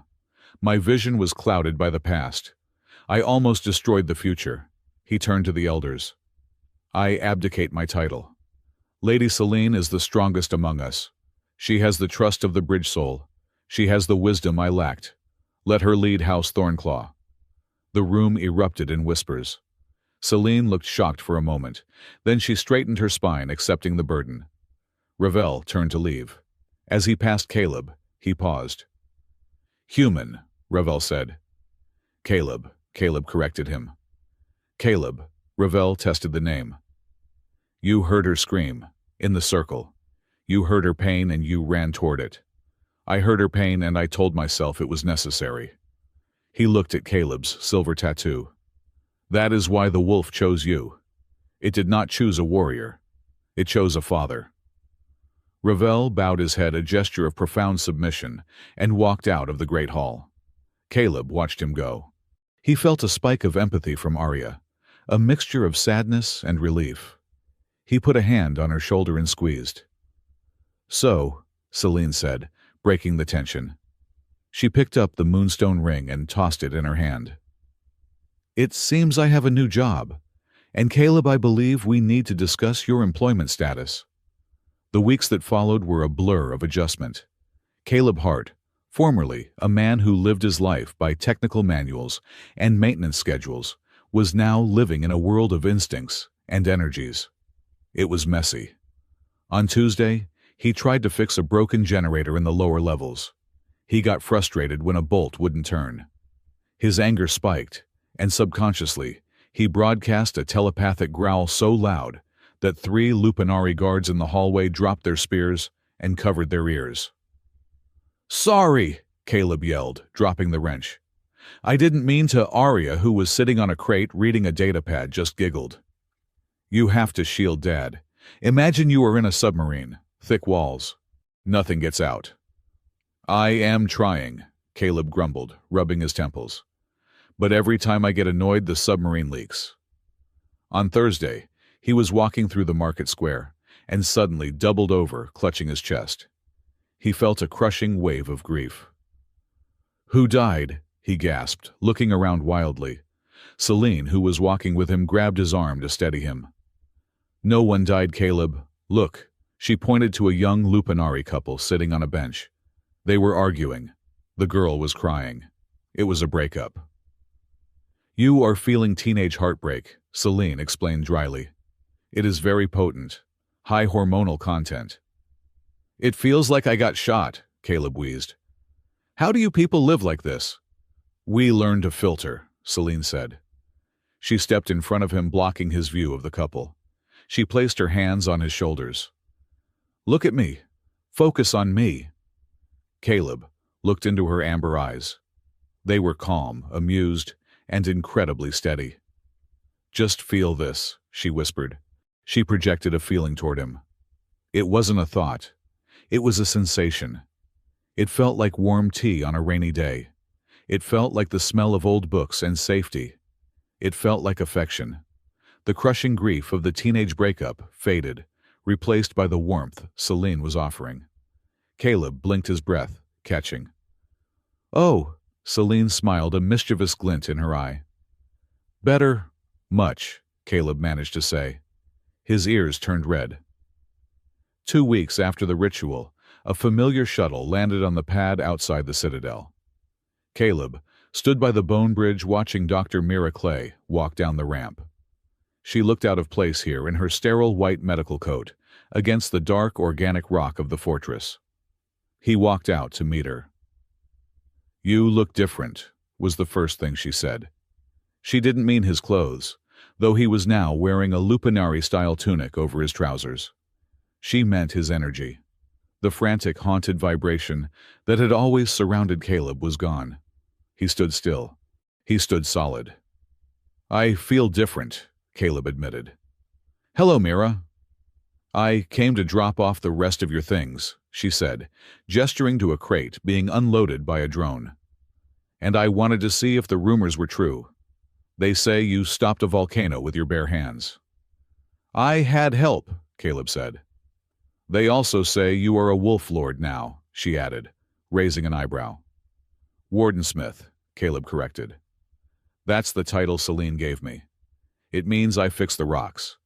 And I help the kids who have trouble controlling their gifts. Mira looked past him up at the Citadel. She saw Arya running across a bridge laughing as she chased a wind spirit. She saw Celine standing on a balcony, watching Caleb with a protective gaze.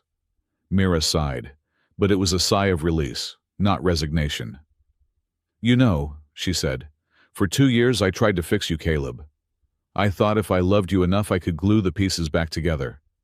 But I was using the wrong glue. She stepped closer and placed a hand on his chest, right over his heart. You didn't need a doctor. You needed a pack. I'm sorry, Mira, Caleb said sincerely. For everything. Don't be, she smiled. I'm keeping the toaster you fixed. It makes the best toast in the sector. That's a fair trade. She leaned up and kissed him on the cheek. It was a friendly kiss, devoid of romance, but full of history. Be happy, Caleb Hart, she whispered, and try not to start any more cults. Caleb watched her walk back to the shuttle. He waited until it took off, watching the engines burn a hole in the clouds. He felt a twinge of sadness, the echo of a love that was real, but not right. But mostly, he felt light. The last thread of his old life had been cut not with a knife, but with kindness. He turned around. Celine and Arya were waiting for him at the end of the bridge. Is she gone? Arya asked. Yeah, Caleb said. She's gone. Good, Arya declared. Because you promised to teach me how to sharpen a knife and you are stalling.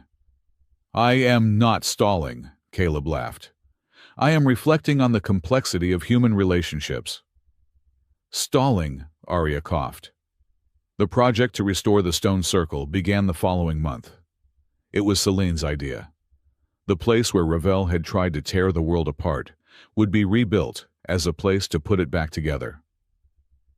"We will call it the Sanctuary of the Silver Echo," Celine announced, unfurling a holographic blueprint on a table in the workyard. "A bit poetic, isn't it?" Caleb teased, examining the structural diagrams. "How about the fix-it shop?" "You are banned from naming things," Celine said without looking up. "The sanctuary will be a place for everyone. Not just Lupanari, humans with PTSD, Safari, who have lost their connection to the tide, anyone who feels broken." "And I'm the janitor," Caleb asked, grinning. "You are the wardensmith," Celine corrected. "You understand the stone. You understand the howl. You will maintain the physical and spiritual integrity of the structure." It was hard work. They had to clear the rubble, recarve the runes, and stabilize the energy currents. One afternoon, Caleb was mixing mortar, a special blend of crushed limestone and binding sap, while Arya sat on the wall nearby, swinging her legs. "Dad," she said, "the mix is too dry. I can hear the limestone complaining. It is thirsty." "Stones don't get thirsty, Arya," Caleb muttered, wiping sweat from his brow. "These stones do," she insisted. "Add more sap." Caleb sighed, but he added the sap. The mortar instantly turned into a perfect smooth paste. "I hate it when you're right," he grumbled. "Get used to it," Arya chirped. Just then, a shadow fell over them. Ravel was standing there. He was wearing work clothes, rough trousers, and a tunic stained with dust. He was carrying a hod of bricks. The former High Lord had not left the citadel. He had asked to stay not as a leader, but as a laborer. He wanted to rebuild what he had broken, literally brick by brick. "The girl is right," Ravel said, his voice gruff. "The limestone from the northern quarry is porous. It needs more moisture." Caleb looked at Ravel. It was the first time they had spoken in weeks. "Thanks for the tip," Caleb said evenly. "Put the bricks over there, Ravel." Ravel nodded and dumped the load of bricks near the wall. He wiped his hands on his trousers. He looked at Arya. "Your braiding is uneven," Ravel observed. Arya touched her hair self-consciously. "I did it myself." "Come here," Ravel said. Caleb tensed his hand instinctively, going to the trowel. But Ravel just sat on a low rock. Arya hesitated, then walked over to him. She turned around. With surprisingly gentle hands, the large wolfman undid the messy braid and began to reweave it. "You must pull the strands tight at the base," Ravel murmured, "or the wind will tear it apart. Like this." "Like this?" Arya asked. "Yes," Ravel said. "See stronger." Caleb watched them. He felt a complex knot of emotions from Ravel: regret, love, awkwardness. But mostly, he felt effort. Ravel was trying. He wasn't the father Arya needed him to be. Caleb was that now, but maybe he could be an uncle or a teacher. Ravel finished the braid. "There, go help the wardensmith." Arya ran back to Caleb. "Look, Dad, it's perfect."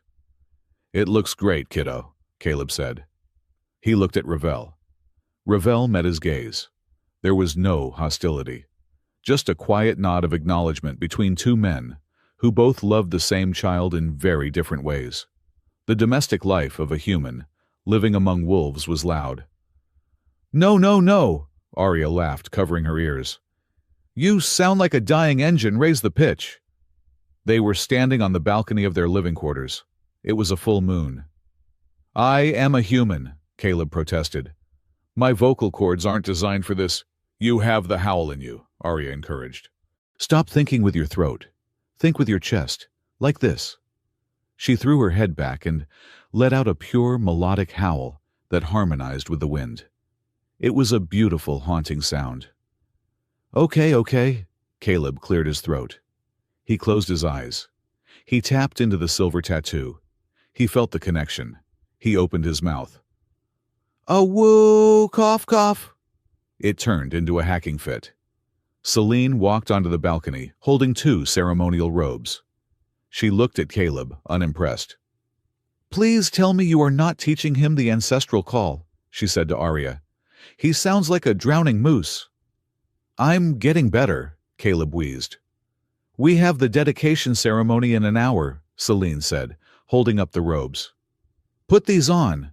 And please, Caleb, try not to look like you are being strangled by the fabric."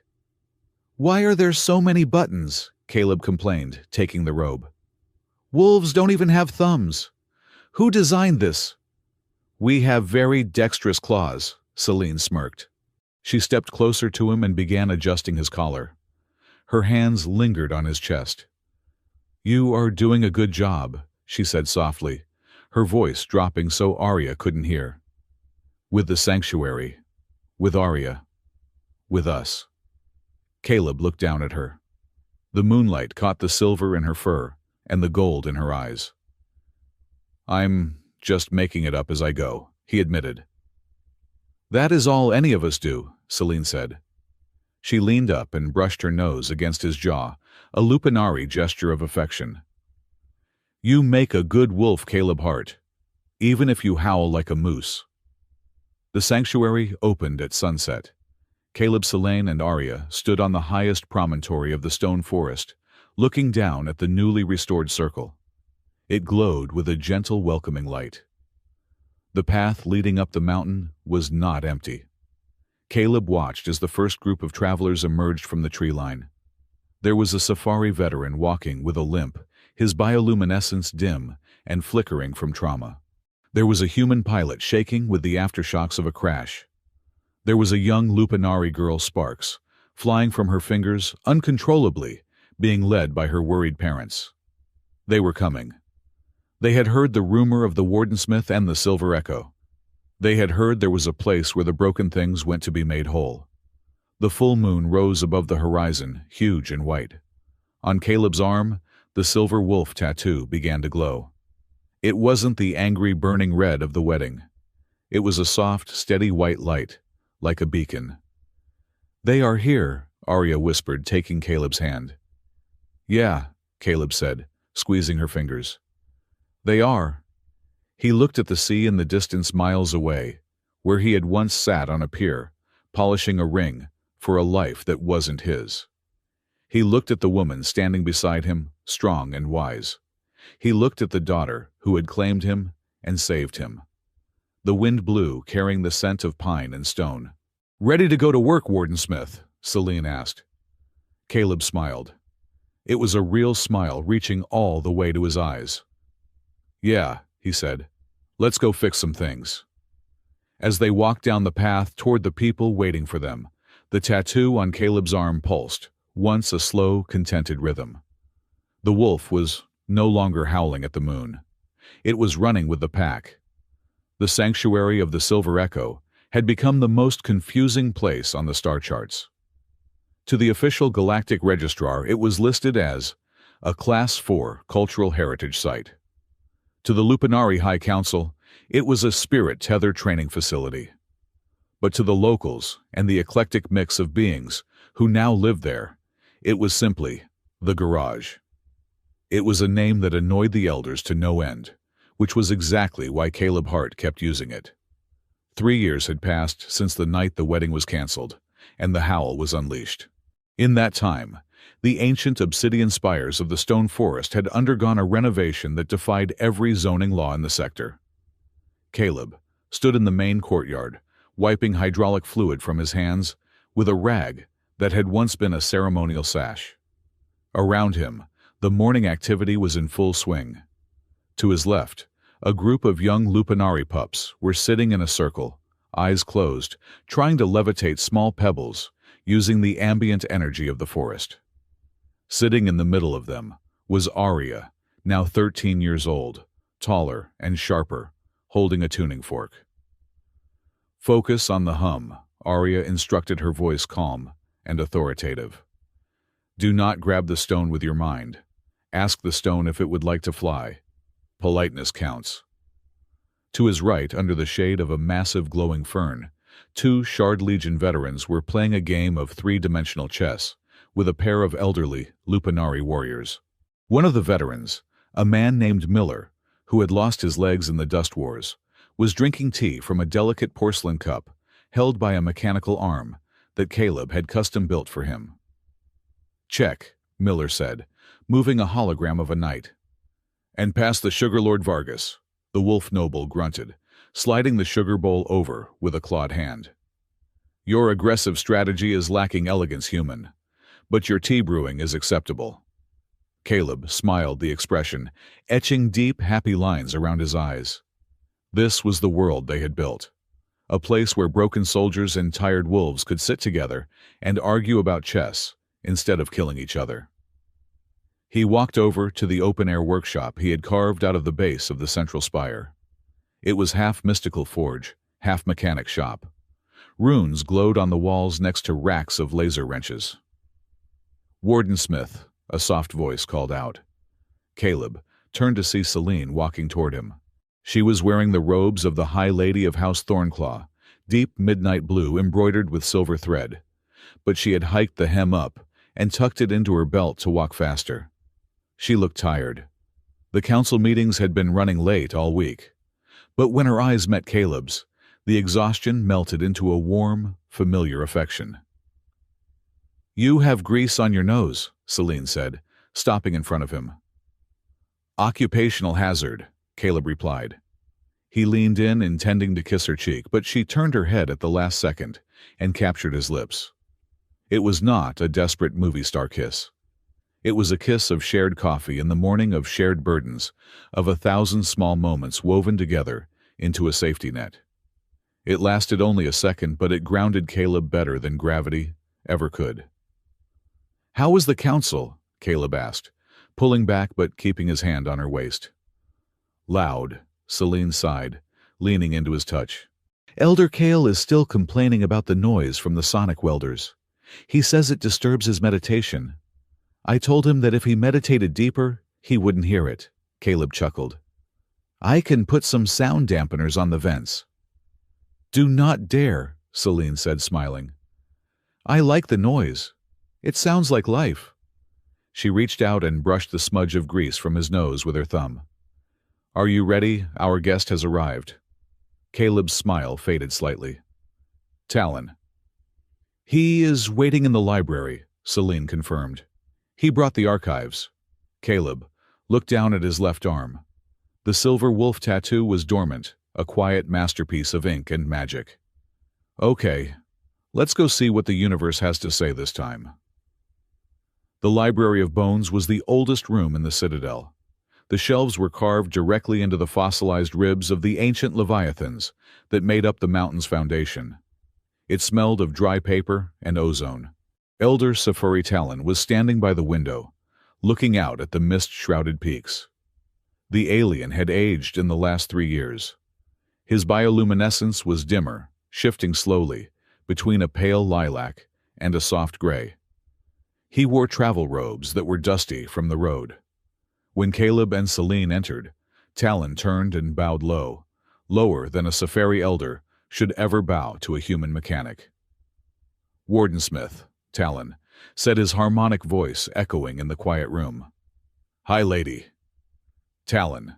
Caleb nodded, pulling out a chair for Celine before sitting on the edge of the heavy wooden table.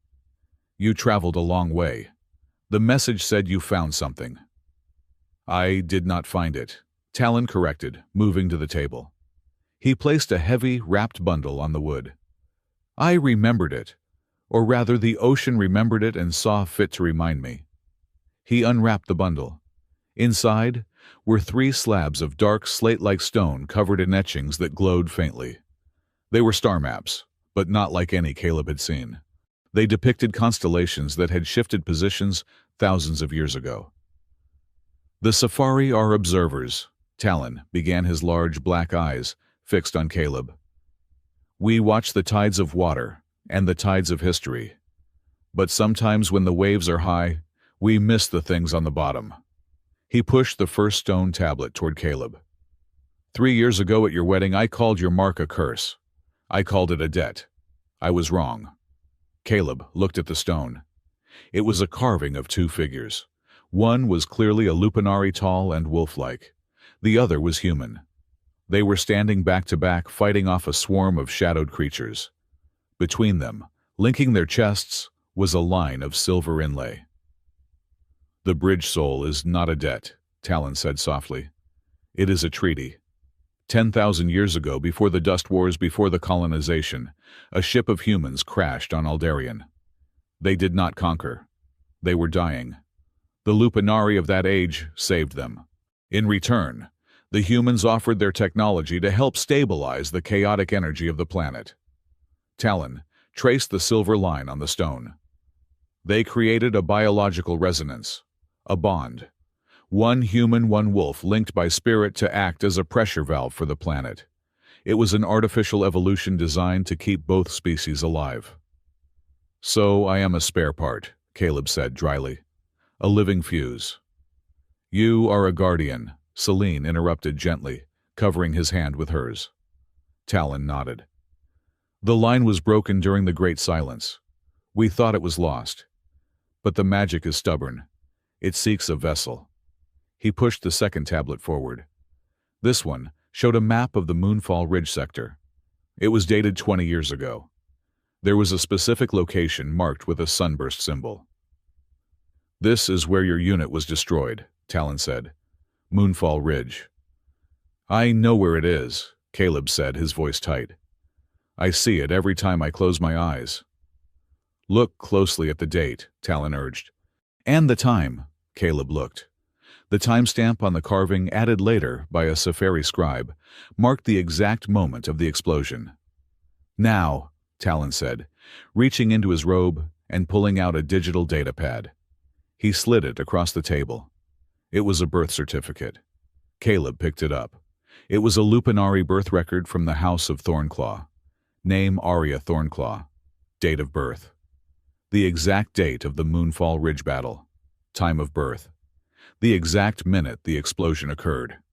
Caleb stared at the numbers. The room seemed to tilt. "The previous bridge soul died in that explosion," Talon explained, his voice gentle. "He was a soldier in the opposing army. When he died, the spirit of the bond was released. It needed a new host immediately. It needed someone who was empty enough to hold it, and strong enough to survive it." Caleb looked up, his eyes wide. "It chose me." "It chose you," Talon confirmed. "But a bridge cannot have only one side. The spirit needed an anchor on the Lupanari side. Usually it seeks an adult warrior, but the energy was too chaotic, too wild. It sought the purest vessel it could find. A newborn." Talon pointed to the birth certificate. "The bond didn't happen at the wedding, Caleb. It didn't happen when Arya touched your arm on the beach. It happened the second you survived the blast and the second she took her first breath. You were tethered across space and time.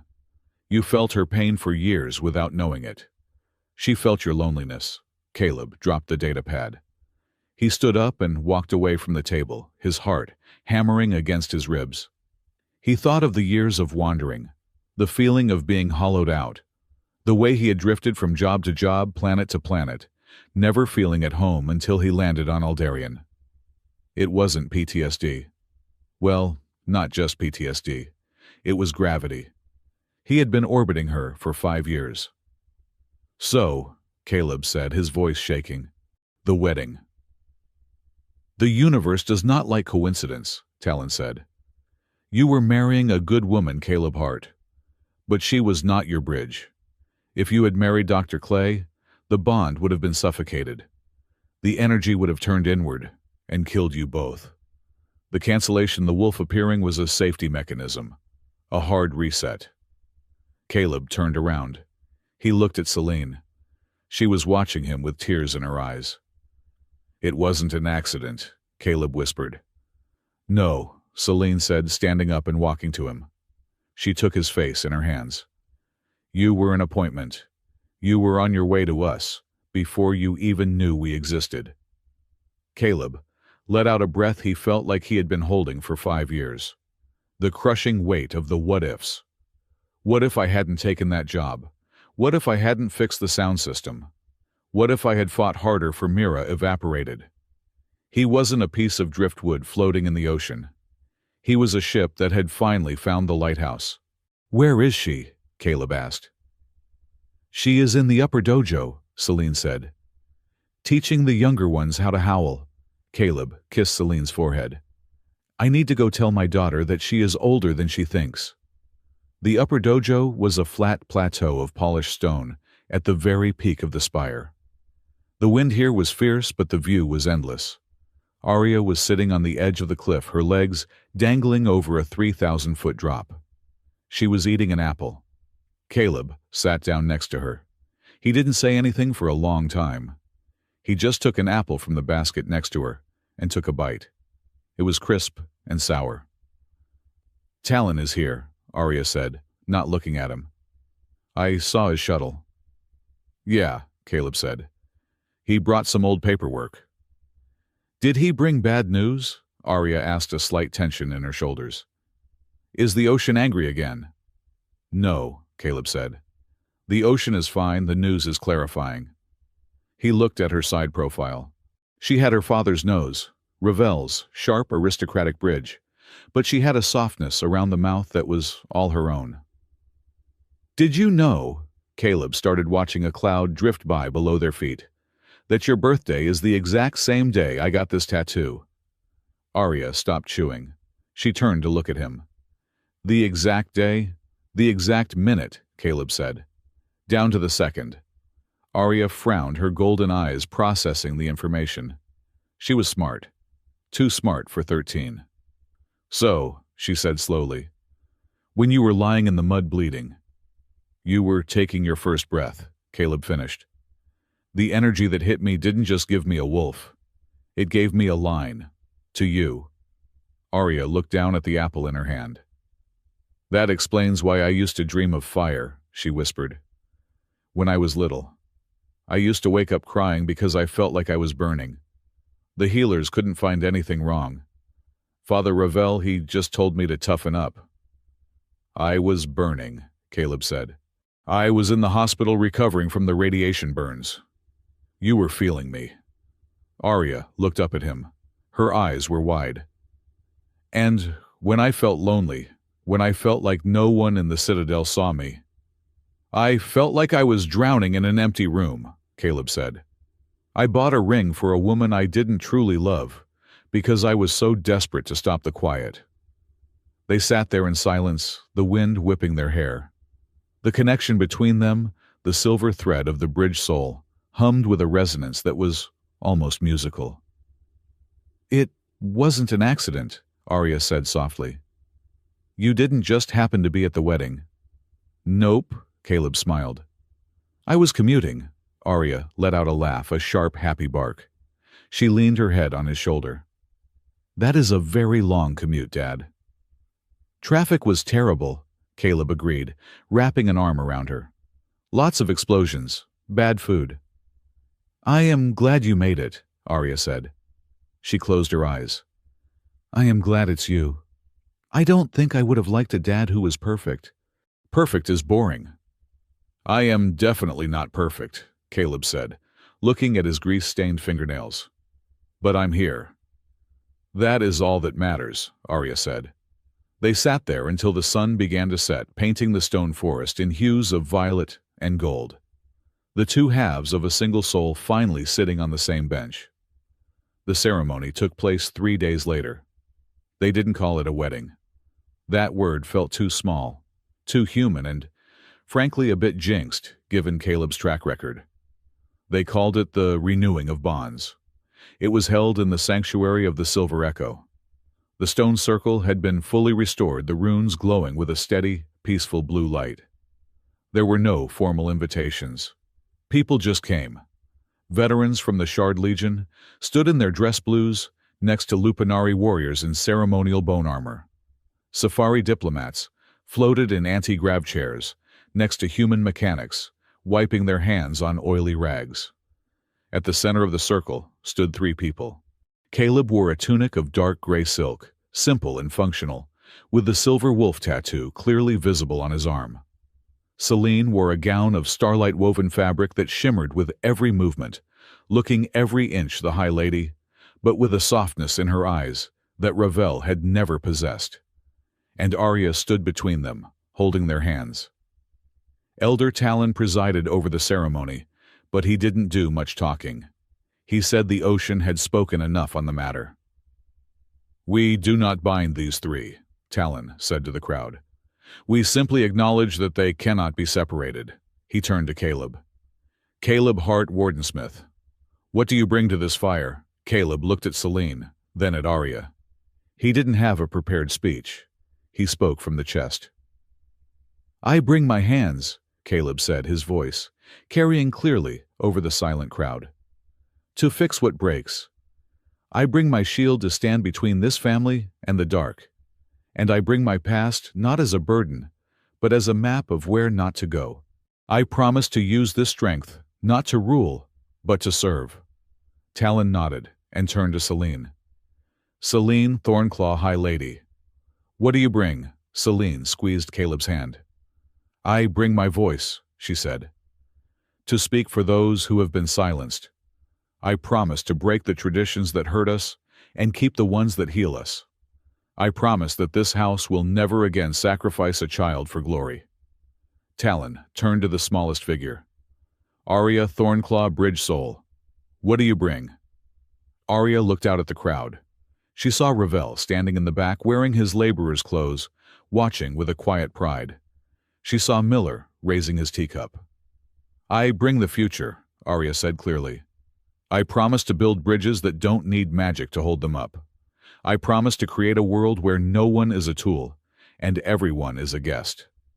She looked up at Caleb.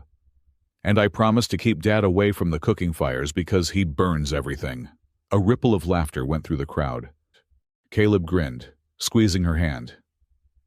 "Then it is witnessed," Talon declared. He raised his staff. "The ocean sees you. The stone holds you. The wolf knows you." He struck the ground with his staff. A wave of light pulsed from the runes. It wasn't violent.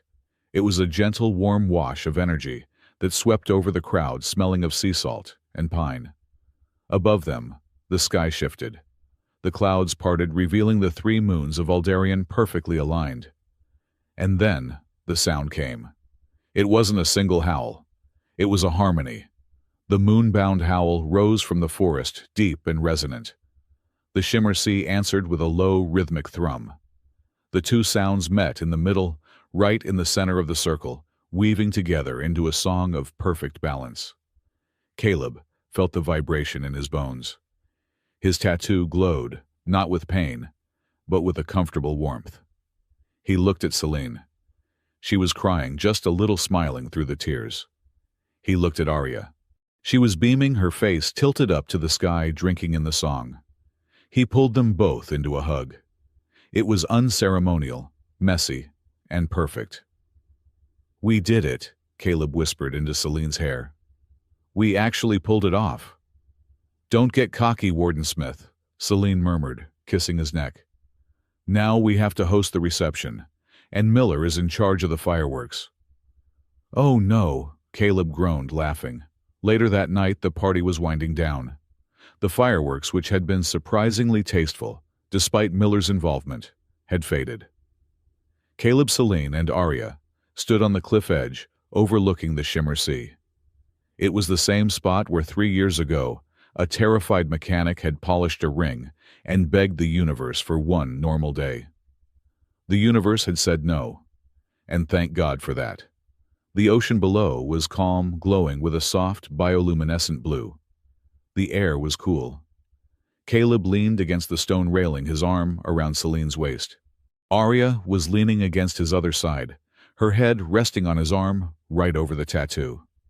"You know," Caleb said, breaking the comfortable silence, "I was thinking about Mira today."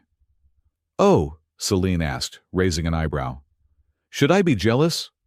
"No," Caleb shook his head. "I was just thinking if that sound system hadn't malfunctioned. If the Elder hadn't freaked out. I would be sitting in a sterile apartment right now, eating synthetic steak and watching the news. I would be safe." "You would be miserable," Arya mumbled into his sleeve. "Yeah," Caleb agreed. I would be safe and I would be totally empty. He looked at the tattoo. The silver wolf seemed to wink in the moonlight. It is funny, Caleb mused. I spent my whole life thinking I was cursed, thinking the universe had it out for me. Arya looked up. Her golden eyes were full of mischief. Well, she said, grinning, good thing aliens canceled your wedding, Dad. We upgraded you.